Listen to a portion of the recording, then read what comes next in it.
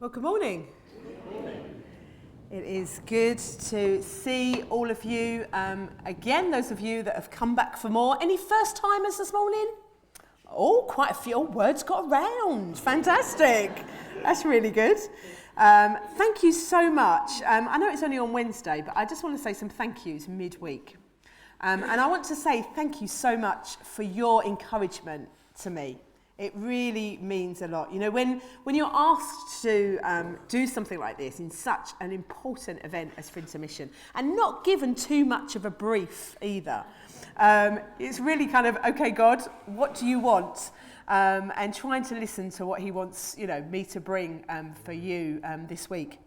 So thank you for all of those that have actually come up and said thank you so much. It's really spoken to me, particularly after yesterday as I shared some of my story, and I know that that touched a number of you. So thank you so much. I want to say thank you to our tech team as well. Today we have had some real problems, and we've really had we've had to up our prayers because we really felt actually today we've been actually under quite a lot of attack, which means that we must be doing something right. Because the enemy doesn't like it when we're, when the focus isn't on him. But also to our wonderful worship team as well. I gave them quite a hard task. Because literally, I just gave them the name of the person that I'm looking at and then a random line of where I might kind of be heading. And the songs that I have chosen have just really just been interwoven with what God's given me as well. So thank you so much. Let's just give everybody a big round of applause. Thank you. So, just a little reminder of what we're doing. Those of you, we've all been asleep since yesterday, and those of us that are here for the first time this morning, we're looking at 7 women this week, all of which were called to work for God in their particular context at a particular time in history. Monday, we looked at Deborah, the judge. Think about holding on to the vision that God has given to us. Yesterday, we had 2, Ruth and Naomi. Thinking about what courage it takes for us to step out into the unknown, and how God uses our pain and the experiences in life for his glory. And at the end of each morning, we've been putting together a loom as a bit of a response to what God's saying to us, and just to put it into action. Monday, we used a thread, thinking about the journey that's brought us here, and yesterday the material just to acknowledge that pain and loss that we've experienced at some point in our life, and that's all become part of the story that we each have to tell. And then today we have Esther. Tomorrow we move into the New Testament, Mary and Anna, and then Friday we finish with Lydia. And there will be a prize. There won't be a prize at all. If you can guess what colour thread we might be using on Friday, those of you that know the story of Lydia. So we move on to today. Today, in today's digital age, the concept of fame and celebrity has taken a new form through the phenomenon known as influencer culture. Influencer culture refers to the growing trend of individuals gaining fame and influence through social media platforms. These influencers, often ordinary people, create content that they put online that resonates with a wide audience, turning them into digital celebrities. And brands recognise the influence of these celebrities and increasingly partner with them for marketing purposes. Influencers become brand ambassadors, leveraging their connection with followers who watch them. The top 5 influencers in the UK are currently Rob Beckett, who is a comedian, Joe Wicks, who was the one that got everybody moving during the first lockdown in 2020, Giovanna Fletcher, who's an author and an actress, Mrs. Hinch, who gives tips for house cleaning. And then number 5 is Joe Sugg, who is a YouTuber who appeared on Strictly Come Dancing a number of years ago because of his popularity online. However, no one has a bigger social media presence in the world than the footballer Cristiano Ronaldo, who comes out as the top on the highest paid Instagram influencers list, making $3.23 million per sponsored post. He has 625 million followers, with his paid partnerships ranging from the sports brand Nike to his own underwear line. He also shares various games and training posts and on-pitch action shots, as well as family photos. However, the constant scrutiny and pressure of maintaining an online persona can take toll on influencers' mental health. The pursuit of likes and followers can lead to stress and anxiety and burnout. But the influencer marketing has existed in the modern era since the 1930s. But in truth, it can be actually traced back to ancient Rome, where gladiators actually endorsed particular products. I don't know what it was.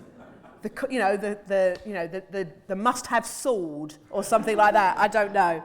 However, the word influencer has only entered the modern lexicon in the past decade and was only officially added to the English dictionary in 2019. But today we're going to look at an influencer, but way back to around 479 BC. She didn't sell any products that we know of, but she was able to change the course of history by the decisions that she made. So turn with me to Esther. So we've looked at Judges, we've looked at Ruth. We then go through 1 Samuel, 2 Samuel, 1 Kings, 2 Kings, 1 Chronicles, 2 Chronicles, Ezra, Nehemiah, and then we land on Esther. So Esther chapter 1 and then into chapter 2. This is what happened during the time of Xerxes. The Xerxes who ruled over 129 provinces stretching from India to Kush. At the time, King Xerxes reigned from his royal throne in the citadel of Susa. And in the 3rd year of his reign, he gave a banquet for all his nobles and officials, the military leaders of Persia and Media. The princes and the nobles of the provinces were present. For a full 180 days, he displayed the wealth of his kingdom and the splendour and glory of his majesty. When these days were over, the king gave a banquet lasting 7 days in the enclosed garden of the king's palace. For all the people from the least to the greatest were in the citadel of Susa. The garden had hangings of white and blue linen, fastened with cords of white linen and purple material to silver rings on marble pillars. There were couches of gold and silver on a mosaic pavement of sorry.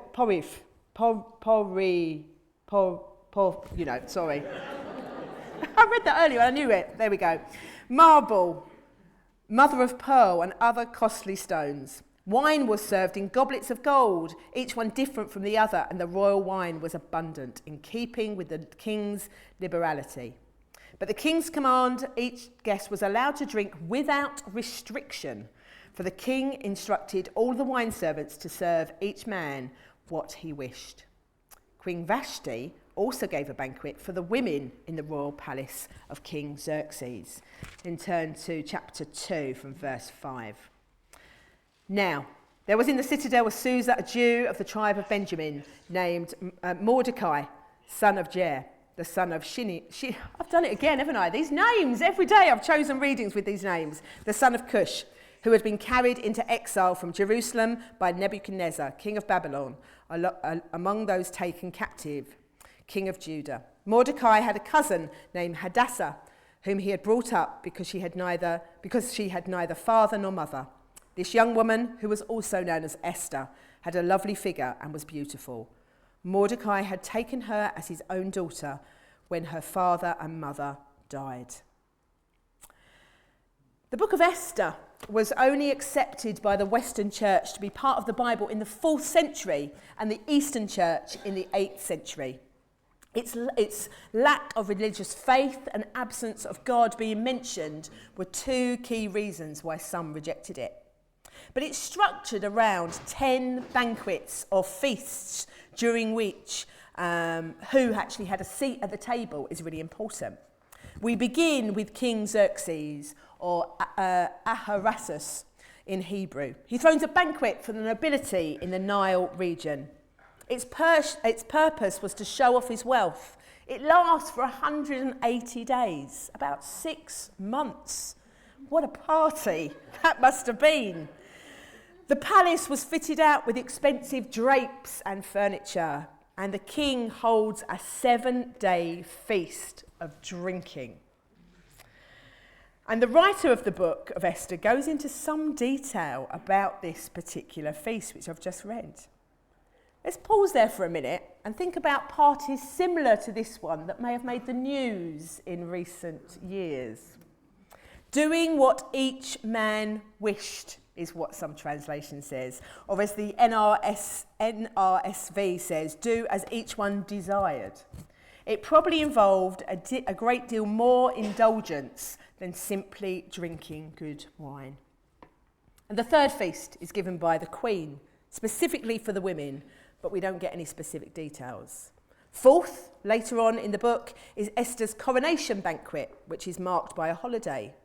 Fifth, there's Xerxes sends out a decree and sits down to drink with Haman. That's in chapter 3, verse 15. By then, Esther has understood palace culture because she decides to help the Jews, and she invites the king and Haman to dinners number 6 and number 7 in chapters 5 and chapter 7. And then at the end, in chapter 8, the Jews celebrate across the country when their salvation is secured, feast number 8. And then in chapter 9, a day of feast, rest and feasting is declared. And number 10, the Feast of Purim, the 10th and final feast. But apart from a lot of eating and drinking, the book of Esther is full of intrigue. Esther becomes queen because Vashti, her predecessor, didn't do as she was told by the king. And so beautiful virgins are rounded up so that the king can take his pick. And in this modern society, in the days of the Me Too movement, this makes me very uncomfortable. But it's Esther who catches his eye. Esther, we're told, was part of the Jewish diaspora, living in the province of Persia, and is brought up by her cousin after her parents die. And as a woman of outstanding beauty, she's selected to enter the king's harem and quickly wins favour with Haggai, the king's eunuch in charge of the harem. She's given the best quarters and she's given 7 attendants, while her cousin checks from a distance that she remains safe. Hooray for Mordecai, who had the knack of being in the right place at the right time. But natural beauty was clearly not enough for the king. And if the story can't already get any darker, before the women were sent to have sex with the king, because basically that's what he was wanting, they had to undergo a year of beauty treatments of oil, myrrh, perfume and cosmetics. Now, those of us that love to go to a spa, you may think, great, a whole year of beauty treatments. But I'm not quite sure if the end result I'd be quite so keen. And they're looked after by Haggai, this castrated man who basically was a pimp for these women, who are all intents and purposes are treated as prostitutes for the king's sexual desire. Nevertheless, when her time finally arrives, Esther overwhelms him with her beauty and personality, and he chooses her as his new queen.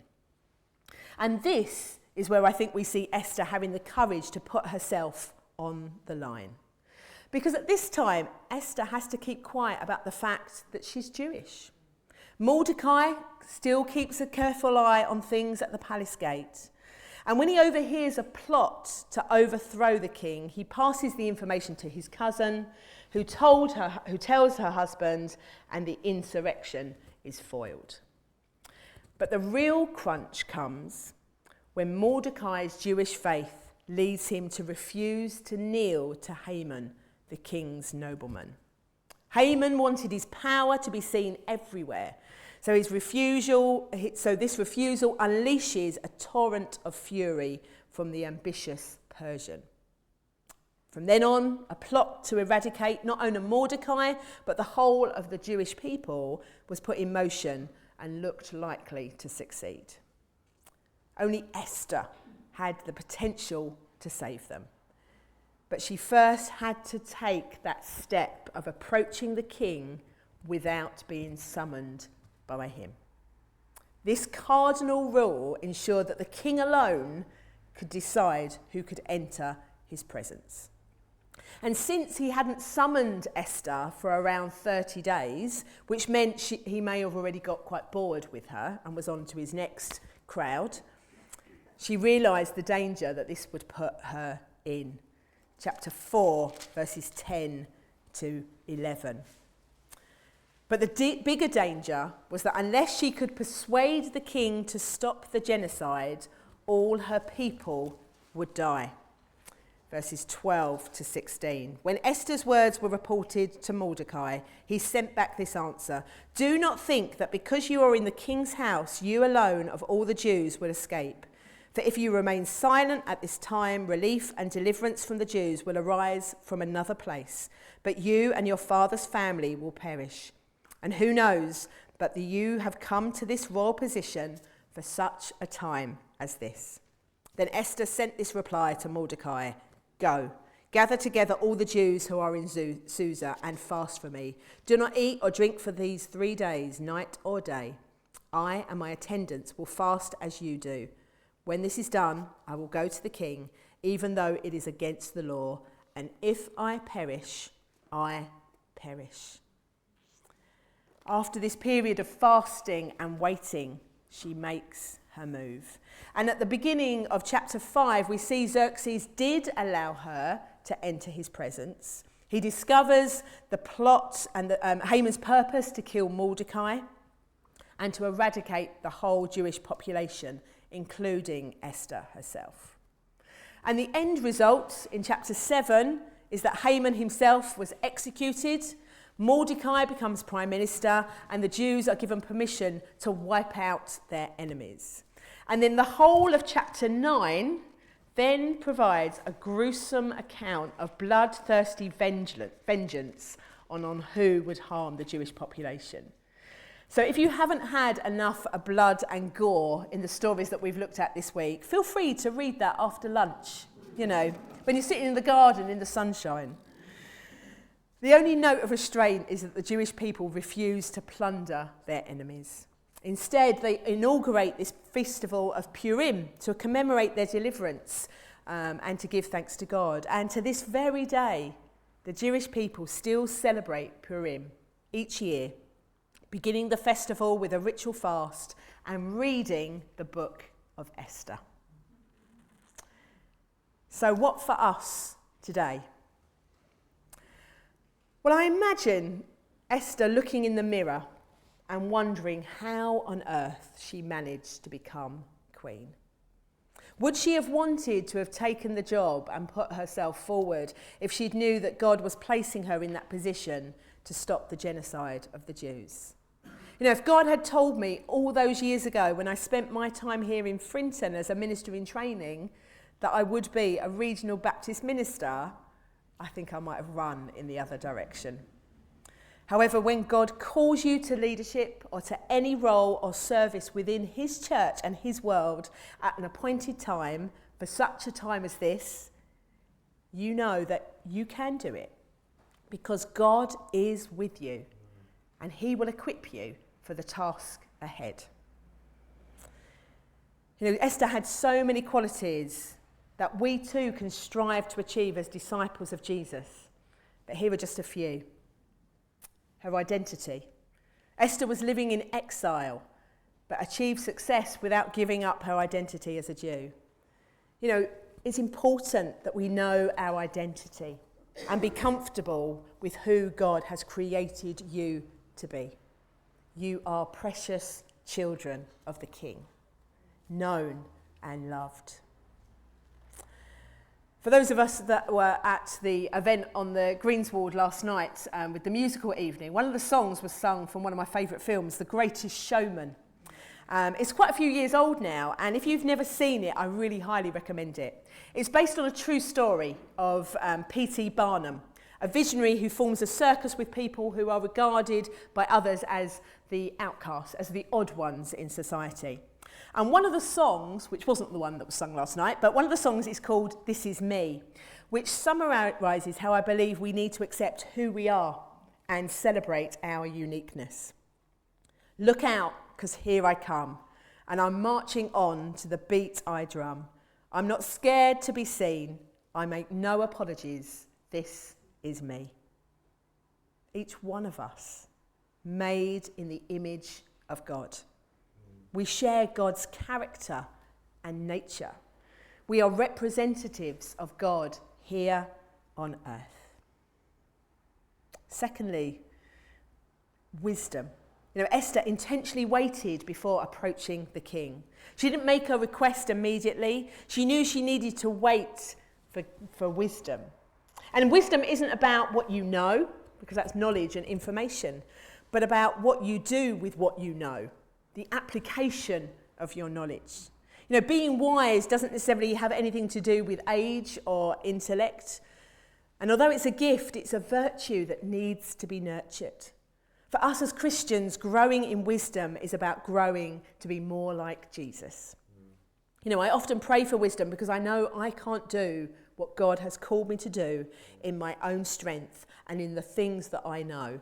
And as every day passes, I realise I know even less than I thought I did. I was joking with friends the other day, and I said, you know what? I think I probably know more lyrics to the songs that I've listened to than I know off by heart than the words in Scripture. And that's not a good thing. That's not a good thing. But when I try and do it in my own strength and the things that I know, that's when things begin to go wrong. We need godly wisdom, not just good ideas, to be a faithful disciple. Esther also demonstrated bravery. She risked her life going to the king, but she knew exactly what she had to do and why. And she says, after that, I will go to the king, though it's against the law, and if I perish, I perish. I believe she had bravery and fortitude in the face of hardship or danger. Courage or bravery is not about a lack of fear. If we feel no fear in a situation for whatever reason, we don't need to be courageous. As human beings, we display bravery when fear is present and real, but we still make a choice to take the action for which courage is required. I think sometimes it takes bravery to stand up for what is right against the odds. It's sticking by one's convictions and not being swayed. It's being strong-willed and strong-minded and not deflecting from a chosen course of action. It's being resolute, resolved, unflinching, confident with an inner strength and conviction. And it's maintaining those convictions and opinions, whatever the consequences. It's the ability to face danger of pain without fear. Indeed, the greater the fear, the more courage is needed. I still feel nervous when I lead an important meeting. And each morning this week, I've woken up with that knot in my stomach. However, if faced with a burning building, so if we do get that shout, fire, let's get out, it would be a completely different situation, wouldn't it? For us as Christian disciples, having courage or strength to carry on is linked to faith in God's promises of God's protection, his presence and his power. Joshua, when he took over from Moses, hears God say, be strong and courageous. Do not be terrified. Do not be discouraged, for the Lord your God will be with you wherever you go. Courage to own up when we are wrong. Courage to say no when everyone else is pressing you to do something you do not want to do. Courage to stick to a task even if it takes time and is beginning to become difficult and perhaps a little bit boring. Courage to be first to volunteer or stand up and be counted. Courage to admit you don't know or understand something. Courage to stand by your beliefs despite mockery or being in the minority. Courage to take part in something, to give it a go, although you are fearful and unsure of yourself. We need to be a voice. Esther used her voice, pleading to the king for her people. You know, the desire for justice for her people was stronger than her fear. She knew she was their only voice because she had that position of privilege. She could have used that position to shield herself, allowing it to separate her from her Jewish community and hoping it to keep her safe. Instead, she urges her cousin and supports the community in prayer. And while we may not be queens or kings of empires, we are each given a position and relationship where we can be influential. We can be people of influence. Using our voices for justice in these places of influence is the work of advocacy. Working for justice for various groups and bringing people together to form pressure groups that aim to change things for the better. Who's written to their new MP yet? That's another job you can do this afternoon.